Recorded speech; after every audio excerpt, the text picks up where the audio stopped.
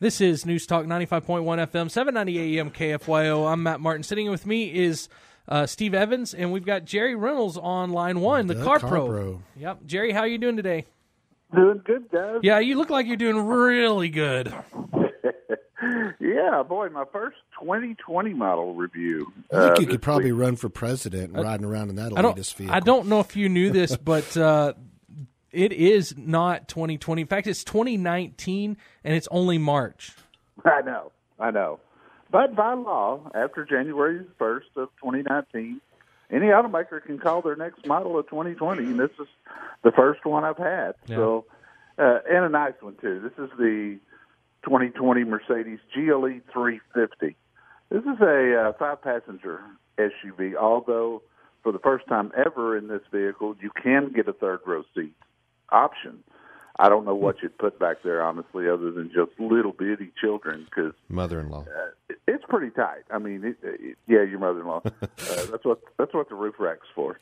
But just an outstanding ride and drive with this thing. A lot of people will remember the ML, the Mercedes ML that came out around 2000. Yeah. And this is the fourth generation of that vehicle, so it's in with their new naming scheme, if you will. Small four-cylinder under the hood, 2-liter, but it's putting out 255 horses, so it does fine as far as get up and go. Now, there is also a GLE 450 that is available, and it's got almost 400-horse 6-cylinder under the hood. So that's probably going to be the fun one. But the interior of this thing is just spectacular. Very little I didn't like about it. The one thing that, I'm going to be kind of hard on it about when I write the review is this touchpad that is in the center console that runs everything on this massive infotainment screen. It's very, very difficult to operate. And I've been with the car now for 4 days.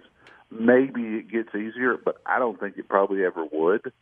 You move your finger and it kind of locks into place. Lexus has a similar situation, but it's more of a mouse pad, more of like a computer mouse. This is just a pad. And so it's very difficult to operate and, frankly, quite distracting.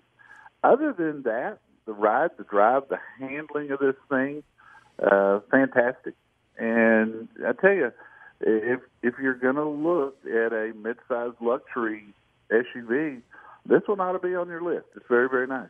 I got a couple of questions. So what would be, I guess this is probably could be considered a crossover. What would be some comparable vehicles in size and performance to this? Yeah, the Lexus RX is going to be just slightly larger, I think, than this, but it's going to compete with that. The BMW X5, certainly a contender with this one. No question about that. So I'm about to get cheap on you. Is it like the size of an Escape? No. It's bigger than that. Oh, okay. Is it more like an Edge or an Explorer? Yeah, mid-size crossover. Okay. No, it's quite a bit bigger than I was going to say a third row on like an Escape. I just couldn't see it. No, you couldn't. In the picture, it's hard to tell how big this thing is. Yeah, I mean, it's the shape of it actually makes it look like it's smaller than it is. Yeah, it's got real broad shoulders as you look from the front to the back, and they set the wheels out at all the edges, which is one of the reasons I think this thing handles so well and goes into curves. It's got a sport mode that really changes it. I mean, when you get in sport mode with this thing, man, you can just go into curves. In fact, when I shot video with it yesterday, I went into a curve really fast, and I thought, uh-oh, I'm not sure I'm going to come out of this one, but I did. It just hunkered down, and we went. All right, I'm about to ask a question. It's kind of weird. Is this picture over by White Rock Lake? No, that picture was actually in Carrollton, Texas. Oh, okay. At a rec center, but I see where you get that because I used to live around White Rock Lake, and it was just beautiful like that. Yeah, I used to live kind of in that area, and I'm looking at the picture, and I'm like, something looks familiar about it. Jerry, just one engine option on this? On the 350, yes, and it comes with a 9-speed automatic. The problem with vehicles like this, when they're pre-production, I don't get the specs. I don't know how much this vehicle is. Which is scary, isn't it? A little bit, and it's German. Mercedes, It's we know the base price is $57,000. I'm going to guess this one will come in somewhere around $70,000. Wow. So let me ask you, why? And most of the car dealerships seem to do this, or the car manufacturers. Why didn't they just go ahead and send you the $450,000? Well, I don't know. That's a good question. Maybe they're trying to be price conscious. I see that sometimes. I'll get a car for a week, and it'll be missing something really obvious. Like you got a loaded car without a sunroof. I had that with the Ford Raptor a few weeks ago, and it was missing navigation. I think they try to watch the price points on these press cars. Either that or people who at the factory who put them out just don't know what they're doing. I don't know which. I'm going to say this one comes in around $70,000 because Mercedes has gotten famous the past few years for very low base prices. Mm-hmm. So when you shop online, you see that 57 number. But then when you get to the dealership and look at the window sticker, it's 70 plus. I got a feeling that's going to be the case with this one. Jerry, has Mercedes expanded its color options over the years? I know, like a lot of German manufacturers, you could get a black, you could get a white, you could get a red. And a gray. Yeah, and sometimes a gray. Yeah. We're starting to see a lot of different color offerings out of German manufacturers. Is that expanding? Yes, it is. And I'll tell you, this blue, I've had a lot of compliments on this blue color this week. But, no matter how many colors they offer, it's going to come down to when dealers order cars, it's going to come down to what sells the fastest. Sure. And in Mercedes, it's probably going to be black or white. But I am seeing some different hues of red, certainly a lot of blues. I've had several blue cars already this year. And so, we were at the DFW Auto Show yesterday. The new Kia Telluride was there. And it was in a beautiful chocolate brown. I mean, who's seen chocolate brown lately? So it's cyclical. It's like cars are like clothes. Is avocado going to come back? Things come in and out of style. When you were talking about the touchpad, I was thinking about the probably 2007-8 up BMW 6 Series that had the dial with the little joystick that really operated the controls pretty well. I can't imagine trying to use a pad. You think this thing's going to cause wrecks from people trying to navigate through the electronics?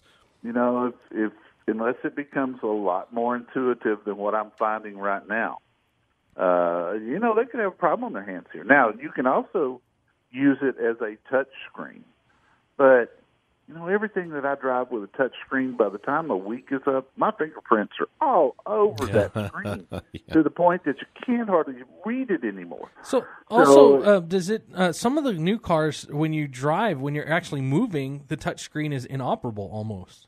Yeah, not this one. Okay. This one you can do everything, and the safety features like that where you can't hook up your Bluetooth while you're moving, things like that. That's pretty much the American automakers that are being real strict on that, and probably because our society is more litigious. But it may get better. By the time I write the review, I will have had it for a week, so I'll give it a chance. I did want to call you guys' attention if we have maybe another 30 seconds. Yeah, go for it. At CarProUSA.com, fascinating article under news about a rise in auto thefts because people are leaving their key fobs in the cars when they get out to go into the store, or you mean with the push button? Yeah, some people have gotten the habit of, instead of putting their keys in their pocket, they'll put the keys in the center console and hit the push button start, which is almost every car today has that. But let's listen to this statistic. This is amazing to me. From the beginning of 2016 through the end of last year, 209 vehicles a day were stolen in the U.S. because the keys were in them. Yeah, I did. I read that article. I was going to mention your site is got a great news section. Okay. I've got a 2015 Tahoe my wife drives. I have caught myself doing this. Fortunately, it gives you the 3 horn beeps if it detects no driver for X amount of seconds and you try to walk off. It'll give you an irritating horn beep. But I have walked into a store and been on the phone, ignored the horn beeps, key fob laying not even inside the center console on the seat top or where something. you can see it, and come back out and get in it and not even realize, because it's become so easy to just push the button on the doorknob, unlock it, jump in, hit start, and go. Mine all still have keys. Apparently the thieves have figured this out. Yeah. Well, they might have to go back to keys then, huh? It's an amazing number to me. 209 a day. And guess what? Texas is number 3 on the list. Yeah. Wow. Of states. So keep an eye on that. We've got a lot of other good news there for you too. We'll be at the DFW Auto Show live Saturday when we're with you guys on KFYO. Yeah. So get all the newest Saturday 11 to 1. Yes, we will be there, and we've got a lot of pictures on our Facebook page, the Car Pro Show Facebook page, and we'll have those posted online also a little bit later today. Beautiful cars out there. We saw the new Gladiator from Jeep pickup, and boy, I tell you guys, that thing's going to be something. How many cars at the show? 600 and some odd, but about 35 new 2020s will be there. This is Dallas. Dallas is a big show. Man, always great to talk to you, Jerry. Thanks, Steve. I Jerry, appreciate it, Matt. Have a good weekend. All right, you two. We'll talk to you next week. week. We'll listen to you 11 to 1 on Saturday, and we will. CarProUSA.com is where you get all the answers. Thank you very much, Jerry. Thanks, guys. Have a good day.